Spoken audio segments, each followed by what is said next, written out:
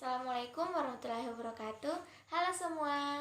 Perkenalkan, nama saya Selviana, mahasiswa semester 7 dengan NIM D1A117092. Saya dari jurusan Agribisnis, Fakultas Pertanian, Universitas Halu Oleo Kendari. Di sini saya akan membahas tentang pertanian di kampung saya, tepatnya di Desa EPSI, Kecamatan Basala, Kabupaten Konawe Selatan, yang merupakan salah satu tugas dari mata kuliah Ekonomi Pertanian dengan dosen pembimbing Bapak Dr. Insinyur Idrus Salam MSI. Pada awalnya masyarakat di daerah saya semua masyarakat menanam tanaman kakao atau coklat, dan pada saat itu berproduksi sangat baik, bisa mencukupi untuk kebutuhan sehari-hari, kebutuhan konsumen, bahkan bisa dikatakan lebih dari cukup karena memang berproduksi sangat baik pada saat itu. Tapi seiring berjalannya waktu, tanaman kakao ini berproduksi semakin menurun. Bisa kita lihat di sini, ini keadaan tanaman kakao atau coklat pada saat ini di daerah saya.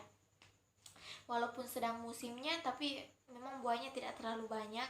Bahkan yang biasanya dulu-dulunya bisa mengambil hingga berton-ton, tapi pada saat ini kuintal pun susah untuk diraih segitu. Kemudian masyarakat banyak yang menanam tanaman kelapa sawit. Awalnya mereka menanamnya selang-seling dengan tanaman kakao. Namun tanaman kokonya ini semakin tidak subur karena berdampingan dengan tanaman kelapa sawit. Tanaman kelapa sawit ini membutuhkan banyak air untuk pertumbuhannya, dan semakin tinggi pula daunnya akan menyebar kemana-mana, melebar. Jadi tanaman kakao ini mau tidak mau harus dibunuh karena memang berproduksi tidak akan baik jika berdampingan dengan tanaman kelapa sawit. Bisa kita lihat di sini, ini adalah tanaman kelapa sawit di daerah saya, berproduksi sangat baik pada saat ini. Bahkan pada saat musimnya bisa dipanen hingga 2 kali dalam 1 bulan. Biasanya juga bukan musimnya, biasanya masyarakat memanen dalam 1 kali 1 bulan.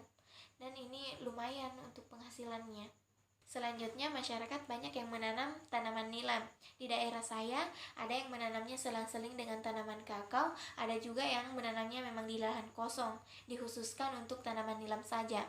Tapi saran saya di sini kalau ingin menanam tanaman nilam ini sebaiknya di lahan yang kosong, karena kalau berdampingan dengan tanaman lainnya seperti tanaman kakao begitu, tanaman kakao ini kesuburannya akan menurun karena tanaman nilam dalam pertumbuhan itu membutuhkan banyak air.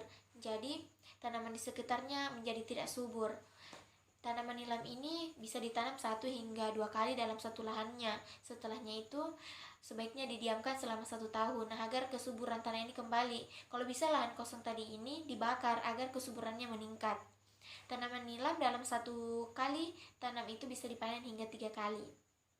Bisa kita lihat di sini tanaman nilam di kampung saya banyak yang sudah menanam karena memang harganya yang cukup mahal, dan tanamannya ini mudah tumbuh sebenarnya, apalagi saat musim penghujan itu tanaman bisa tumbuh dengan baik.